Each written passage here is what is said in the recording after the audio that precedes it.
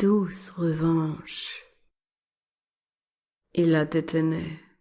Il n'avait aucune raison de cacher son visage. Personne ne l'entendrait crier. Personne ne la reverrait jamais. Elle était là, à côté du feu qu'il avait créé à l'arrière de la maison, ses mains liées derrière elle. Elle criait aussi fort qu'elle le pouvait. « Personne ne peut t'entendre. Tu mérites ce qui t'arrive. Regarde ce que tu m'as fait !» hurla-t-il, pointant son visage, lui rappelant ce qu'elle avait fait. « Non, ce n'était pas ma faute !» pleurait-elle, secouant la tête. Elle sentait les larmes couler le long de son visage. Elle savait que ce n'était pas sa faute. « Laisse-moi te rappeler cette nuit-là !» grogna-t-il. Il se tenait là devant les filles. Elles lui dirent qu'ils allaient jouer à un petit jeu de feu et de glace. Il joua donc.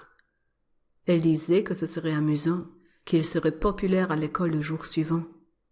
Il leur faisait confiance. Elles lui firent fermer les yeux. Il devait les garder fermés. S'il l'attrapait, il serait exclu du jeu. La dernière chose qu'il voulait était d'être le perdant qu'il était. Il pensait que ce jeu le changerait. Il ferma les yeux, et c'est là qu'il sentit la brûlure sur son visage, la brûlure de ses joues, son nez, et c'est là qu'il ouvrit les yeux. La brûlure y pénétra. Elle frottait les charbons du feu partout sur son visage. Elle riait.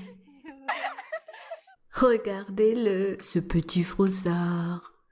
Elle riait et dansait autour de lui, alors qu'il criait de plus en plus fort. Elles ne jetèrent pas d'eau sur son visage avant d'avoir vu la chair de son visage prendre feu. Elles le trempèrent avec des seaux d'eau glacée, accentuant la douleur de ses brûlures sur tout son visage. Elles l'abandonnèrent lorsqu'elles eurent terminé. Le laissèrent pourrir. Sa vision était flouée. Il savait qu'il pleurait, mais ne pouvait pas sentir les larmes rouler sous son visage. Il ne pouvait plus rien sentir d'autre sur son visage que cette sensation de brûlure. « Je la ressens tout le temps. Mais non, tu vas ressentir la même chose. Tu vas ressentir ce que moi j'ai dû ressentir, » lui hurla-t-il.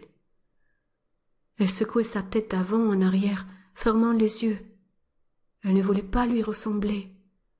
C'était il y a bien longtemps ce qui lui était arrivé. Ils n'étaient que des enfants. « Mais toi, tu garderas les yeux ouverts, » murmura-t-il à son oreille. Il attendit que les charbons soient bien chauds, des braises capables d'allumer un autre feu, mais ce n'était pas ce qu'il allait faire. Il prit un épais gant de travail, de ce que le feu ne pourrait abîmer. Il sortit les braises de feu. Ne montrant aucune pitié, il garda l'un de ses yeux ouverts de son autre main. Il frotta les braises partout sur son visage. Ses cris étaient une musique pour ses oreilles. Il ne ressentit aucun remords alors qu'il continuait à déplacer les braises. Plus elle pleurait et criait, plus fort il pressait le charbon contre son visage. Puis, à la dernière seconde, il le déplaça dans son œil avant d'attraper le seau d'eau glacée. Il en aspergea son visage avant de s'en aller. « Tu te fais ça à toi-même, c'est de ta faute !» lui dit-il, puis il entra dans la maison.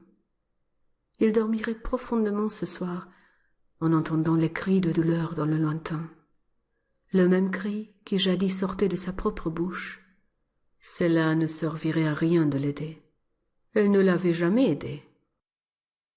Elle serait marquée à vie, comme il l'était lui-même. Il allait la faire se sentir tout aussi misérable que lui-même, chaque jour et pour le reste de sa vie. « Douce revanche !» se murmura-t-il alors qu'il grimpait les escaliers et entrait dans sa chambre.